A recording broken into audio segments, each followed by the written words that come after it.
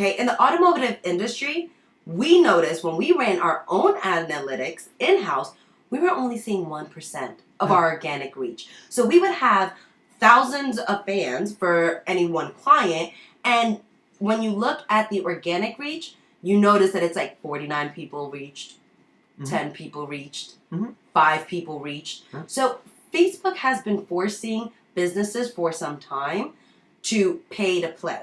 Now, that is also affecting everything from not only your reach, but your engagement is now dropping. It's a domino effect.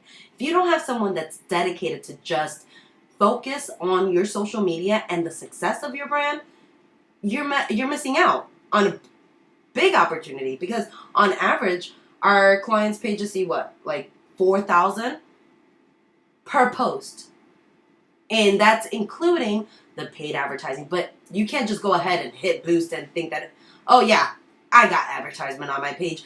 No, you have to really target who your audience is. Because if it's not valued information that you're sharing with someone who wants it, quite frankly, you're wasting your money. You know, and that's kind of precisely why when we were talking about, was it 16% or 8% or 5 to 7%? You know why? I mean, and it could be any one of those numbers. Maybe we're both wrong. The truth of the matter is that your engagement from organic reach only is down so much that we've got to pay to play. You've got to boost it. And look, and here's the other thing. Let's say $30 a month. Start with that. If you don't have one single buck every day to use on your business, I hate to break it to you, but your business has bigger problems. So the idea is that the organic reach might be 5, might be 8, might be 16. Hell, maybe it's 20%. Do you really, for every 100 people that liked your page, do you even want 80 not seeing it? Yeah. So the idea is that we got to pay. It just has to happen.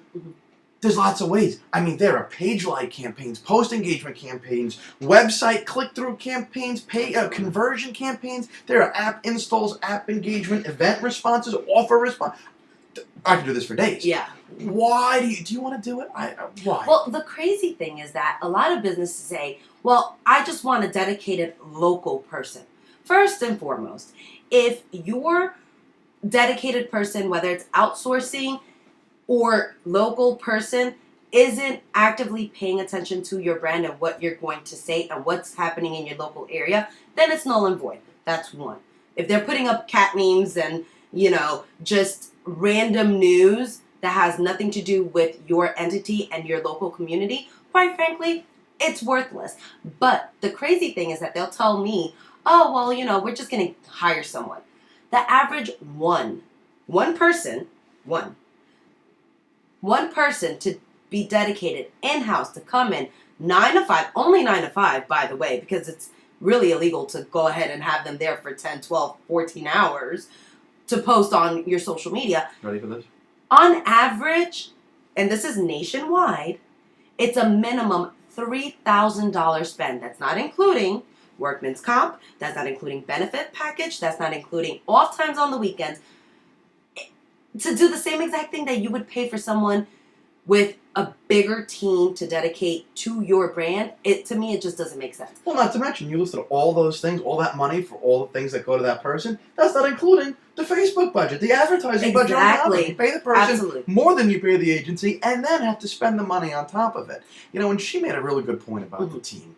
Look, as I said to you, I don't have every single answer figured out here. So, look, I'm a copywriter by trade in terms of what my skill set is, and I know the ads, and gotta admit it, you're talented. Okay. I'm kind of really # moment of appreciation.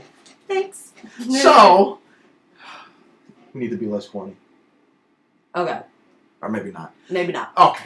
The idea is that I got teams of people. I know people all over the place, and we call them in. I tried this actually. I want to start a website called I Got a Guy, because I got a guy for web, and I got a guy for photo, and I got a guy for ads. So I wanted to buy IGotAGuy.com, but somebody else beat me to it. But that's the whole thing. That means you're paying buku bucks if you want it. I got a girl. You know what I mean? So we got teams of people. We all work together. We're an industry of social media people. We damn well better know other people. Otherwise, how social are we really?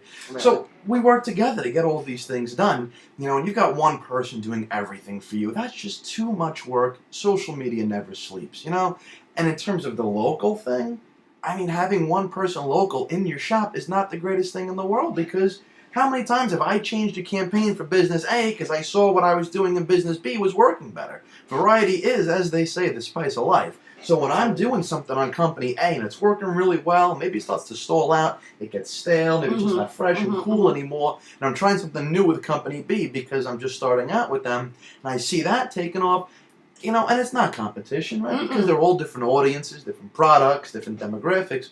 The idea is that when I have so many, I'm looking at 50 different Facebook pages a day, it gives us ideas to keep it fresh for all of you. So one person churning out status updates about what's going on your square block every single day is going to get old.